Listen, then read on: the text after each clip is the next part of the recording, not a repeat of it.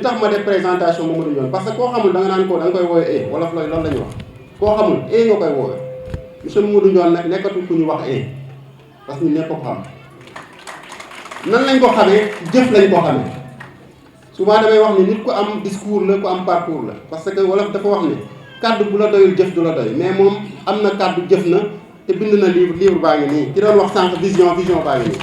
depuis 2013 lire leen ko yéen étudiants yi ngeen xam lan moo xew fan la bëgg a jëme commune bi mu ngi nii sa vision est là son programme est là wax leen ma kan moo fi am programme wax leen ma ko kan moo fi am programme amul kon bu ñu nax ki bind nag ba pare wax yaakaar naa ne kooku kenn du ko jaawale korog dégg naa tur lu am ku wax ne monsieur Mamadou Ndione ciment plâtre la man dama naan vite fait la vite fait xam ngeen garabu yow boobu ñu wax vite fait da ngay teg léegi yooyu dem léegi kon nag boo leen bëggee problème yi jeex fi na ngeen ko jox monsieur Mamadou Ndione parce que fu mu tooyee yaakaar naa ne nañ ko buuse incha allah. Gana Ndour bokk nañu ko sos ci ruq wii di sa maam yow Mamadou di maamu ñu bëri ci fii tug wolof bi nga xam ne sëñ Modou Moustapha taawu xaadimul Moustapha tug wolof bi nga xam ne Cheikh Mbacke Gaynde Fatma bi ñu tuddee Cheikh Dieng yàlla na ko yàlla yërëm tama tuddee ko sama bibliothèque tooglu wolof boobu laa ñëw tey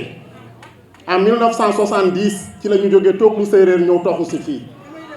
mag ñi fi tëdd yëpp yal na leen yàlla yóbbu firdaws gone yi yal na yàlla xippil seen bët ngeen topp ci tànku mag yooyu fukki at ak juróom-ñeent 19 ans cin bu naree neex bu baaxee xeeñ dara xeeñ Mamadou dañoo bëgg affaire bi mu xeeñ nee naa leen keroog Aliou Samba Ciss yàlla na ko yàlla yërëm moom Moussa Gougne moom la góor gi Cissé Ngor jële fii ci tooglu yóbbu leen ci sama maam Souley Ciss mu sama maam Souley Ciss bi jur sama yaay moo leen logé sama maam Matar Diouf di leen jàngal alxuraan kooku du ñu njaay Cheikh Tidiane Diouf mi yore mairie bi tey yaayam Seynabou Diam sama maam Souley Ciss moo ko yoroon foofu ba nuñ ko joxee waajuram bu góor waaye mbir mi du naaj du ñu njaay du bàjjan du mbokk mbir mi xam-xam la ma waxoon ci kàndam laay wax élève primaire ku nekk ci école bu ndaw bi ak élève collège ak universitaire bu ñuy xëccoo mbirum xam-xam nañ ko jox universitaire bi waaye kii moo jàng économie ni ñuy wutee xaalis ak buñ ko amee fu ñu koy dugal li mu def nag moom buñ ko naroon wax daanaka mën nañ fee fanaan ndax li ngeen di liggéey gis nañ ko ni ngeen taxaw aussi DG gis nañ ko te wax dëgg ci Yàlla seen liggéey kontaan nañ ci lool ñu leen di gërëm di leen sant di wax na ay kàddu yu ndaw rek la yëkkate fii may présenté wu d'abord dinan maa ngi tudd Aliou Faye ñu gën ma xam Aliou Ndoye nekk un responsable politique du Parti démocratique sénégalais fii dans la commune de Diass jiite woon fi UJTL ci jamono Ablaye Wade bokkoon aussi ci bureau fédéral au niveau du département de Mbour nekkoon aussi conseiller municipal de 2001 jusqu'à 2014 jiitoon fi aussi la commission éducation jiitoon aussi la commission environnement ci conseil municipal et may wax ne tey c'est une clarification maanaam meeting de clarification la lu tax may wax loolu parce que dafa am fu ñu jëm muy le 23 janvier bii di ñëw ñuy dëkkmal ay élections locales maanaam ay élections gox-goxaan ay changement yu bëri am ci changement yooyu nan la amee mooy le président de la République Macky Sall bi mu ñëwee bi mu gisee ne collectivité locale mooy kennoo développement mooy base développement ndax développement dafa war a jóge ci suuf jëm ci kaw ci la wax ne désormais les maires seront élus au suffrage universel maanaam maire dañoo doon fal ay conseillers ba pare conseiller dem tëju ci néeg fal maire boo xam ne du nekk ci seen bëgg-bëgg moo tax tey dafa am benn rupture bu am ñu ne léegi képp koo xam ne da nga bëgg a nekk maire da ngay déclarer wu nit ñi xam la nga wane sa programme wane say ambition bu boobaa képp kuy tànn maire di nga xam ne diw lay tànn donc loolu dafa nekk ci changement majeur yi nga xam ne am nañ ko ren moo tax yëf yi dina yomb dans la mesure que du am flou maanaam lu lëndëm du ci am parce que ku nekk tey boo jëlee sa carte électeur di ko sànnil nit di nga xam ne diw laa bëgg a fal maire bu boobaa di nga xam ne kii doy na ma wala doyu ma may wax ne li ñu ñax ñun maa ngi bokk PDS li tax ma tànn Mamadou Ndione comme sama candidat c'est des raisons multiples c'est des raisons diverses bëri na mais bi ci njëkk mooy yéene bi mu am ci Koursar dafa am yéene bu sell ci Koursar parce que Mamadou comme ni ma koy faral di waxe dafa nekk une grande personnalité de l'État le président de la République am confiance ci moom sur 15 millions de Sénégalais xoolul base politique am xoolul fan la jóge xoolul fan la dëkk mu xool xam-xamam xam ne man mi nga xam ne man nañu dénk réew mi Mamadou mii soxla naa ko pour mu accompagner ma ci yéen bi nga xam ne Sénégal yéen na ma ko mu jox ko la direction du COSEC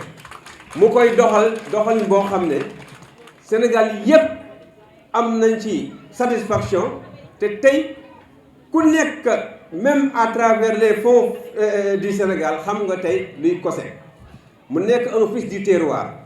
ndax ñun amate nañu raison keroog wax naa ko benn réunion au niveau du COSEC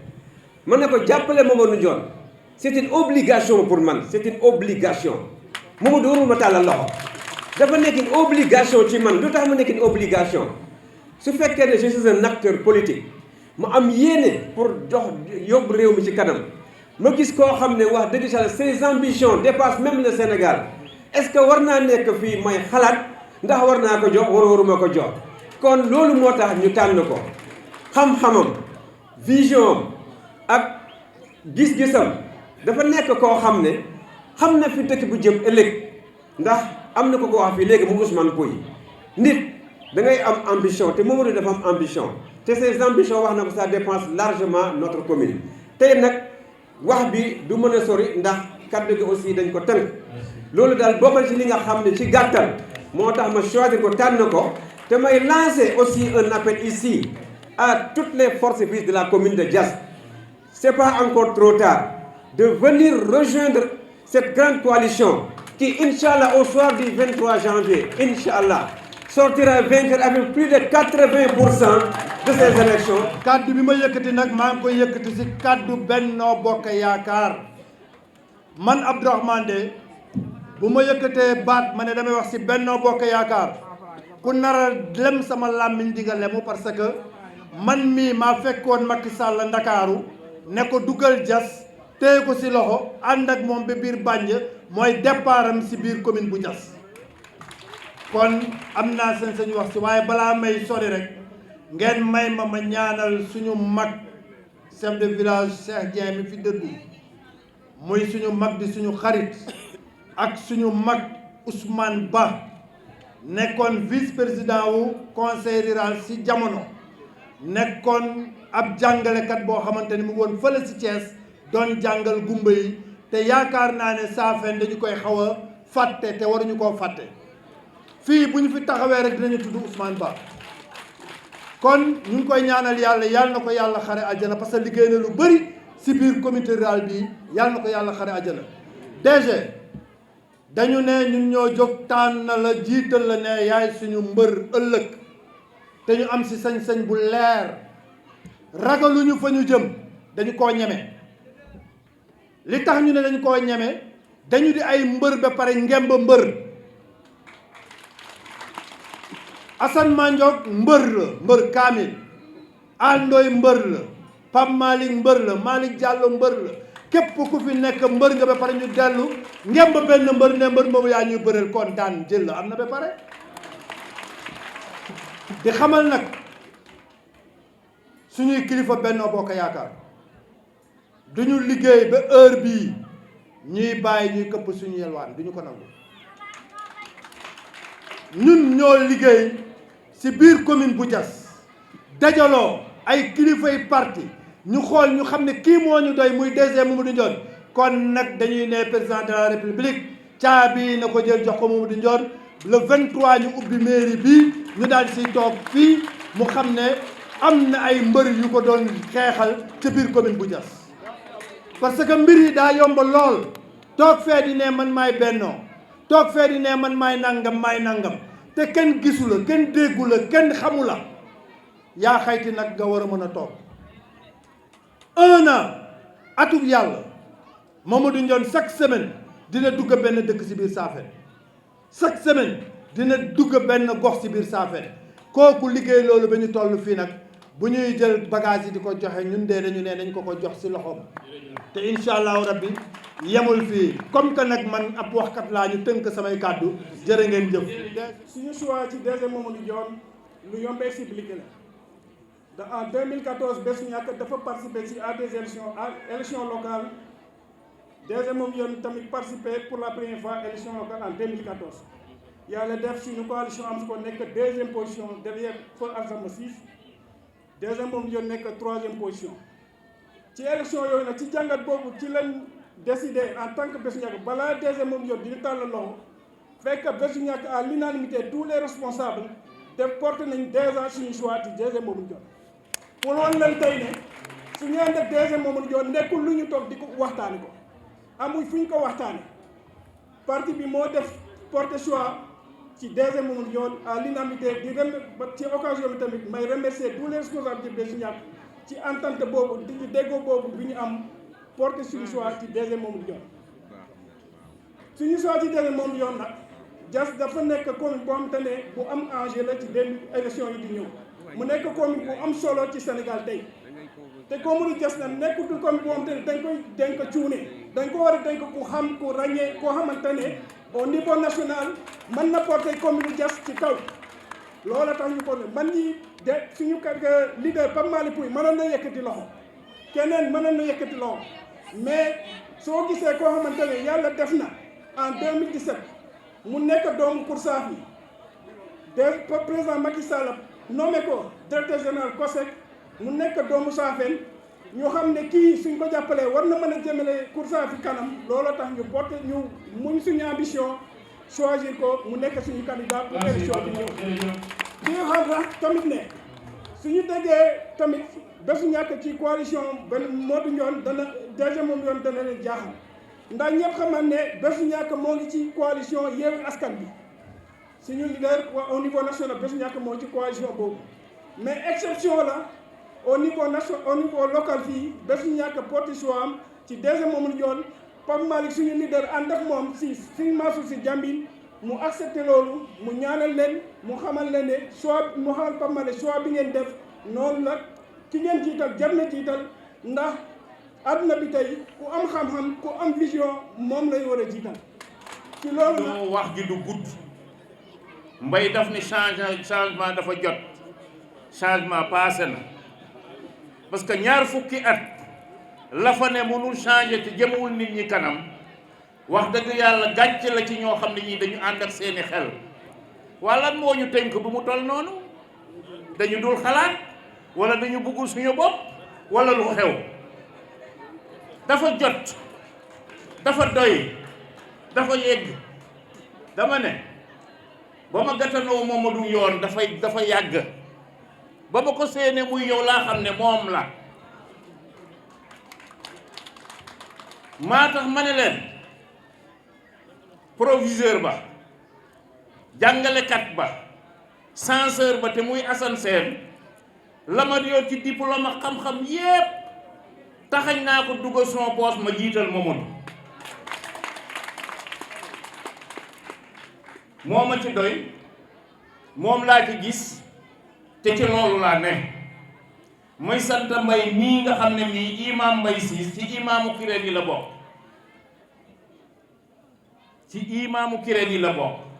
pour xamal leen ni il y a toutes les couches sociales derrière Mamadou jàngalekat ba béykat ba imam ya ñépp a ngi ci gannaaw Mamadou moo tax ma jiital mbay ma indi ko pour présenter leen ko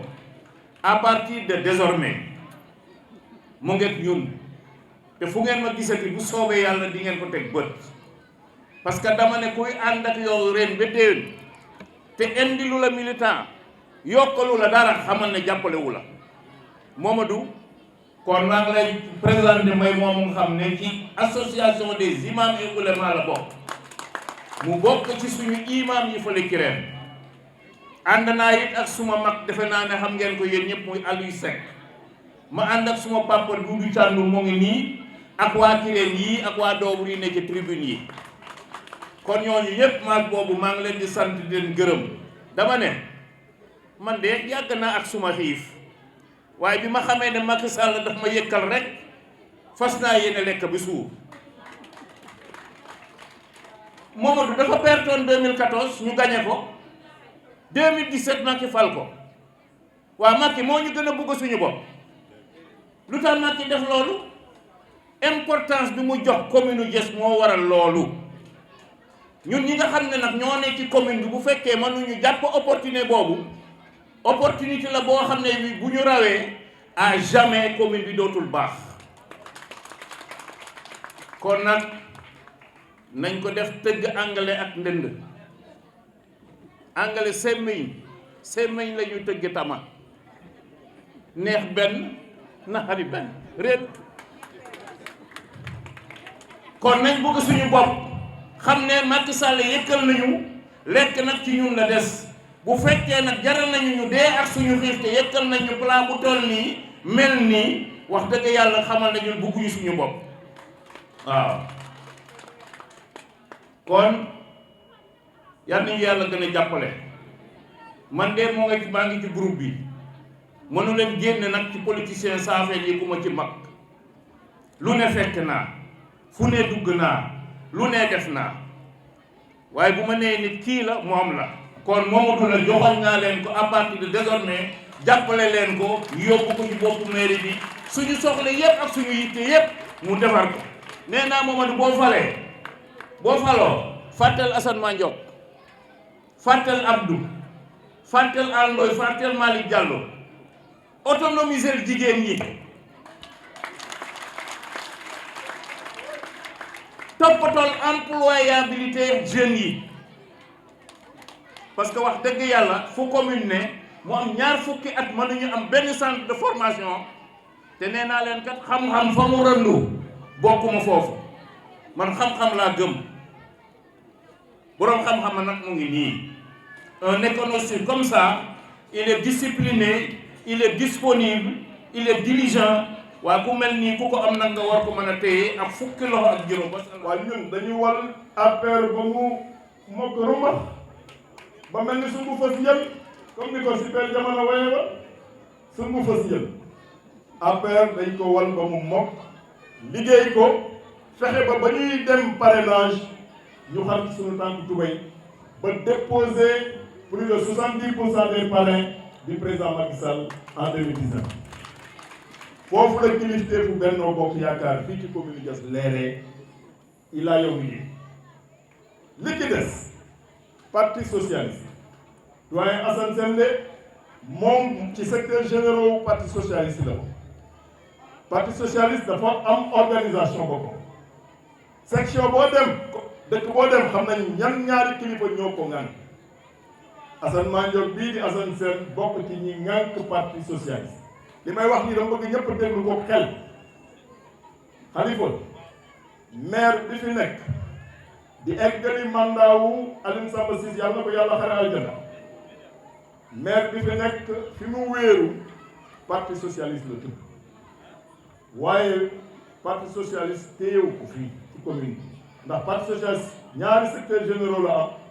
kenn kaa ngi nii di Assane Sène man la àndal ñun la joxoñ te keneen ka joxoñul maire bi fi nekk kon maire bi fi nekk li ma koy lancé appel sax mooy mu ñëw ubbil nañ ko bunt yi magam wan na ko yoon bi Assane Mandiok wan na ko yoon bi ndax defe naa ne balaa ngay nax nit kaay leen jàppale ma day fekk fa nga wéeru muy sa kër nga am fa wéeru waaye ki nga xamante ne parti ba nga bokk ñaari tànk ya mu taxawee nga war fa wéeru ñaari tànk yi mbas nañ la depuis Macky Sall est-ce que kooku mën nañ ñëwaat dem ci yeneen parti naa leen kaay leen ànd ak man sama gars yi damay wax bëgg ngeen wax xam nga nag dëgg saaku kaay yi kooku suy mu doxal léeg-léeg ñu ne Mamadou mii day sànni xeer yàlla xam na ne sànni ma xeer Assane de mu ngi nii kii du photocopie Assane de original Assane original du photocopie de Assane bu taxawee ne Mamadou Ndione ka Assane bokkal secrétariat général du parti socialiste waxul ne waajale wéerul fet kon affaire bi gën na ci yomb ñu teg ci deen mooy li ñu am suñu commune c'est une exception mooy réglé nañu ñun APR au niveau de Benno réglé nañu au niveau des populations mais yaatal nañu bay parti yu bëri yoo xamante ne retrouvé wu nañu autour de cette coalition Ahmed Ndoye mi fi yëkkati kàddu sàmm parce que def la bokk mais xalal la boo xamante ne intellectuel la analyser la joxoñ na ne na Mamadou Ndione laa àndal bés du ñàkk ba muy wax ne Mamadou Ndione laa ànd dafa dem waxtaan ci kilifa partem ne leen Mamadou de boo leen ànd décidé ànd ak moom man dama ciy d'accord kon le parti bés du ñàkk ak li muy peser fii ci dëkk bi ñun la ñu àndal te ka jiite bés du ñàkk muy sëñ Mansour Sy Djamil d'accord na ci ñoom ñu ànd ak ñun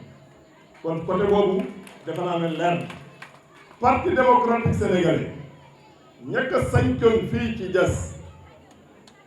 ña nekkoon jeunesse libérale Alndoy Faye nii jiite woon na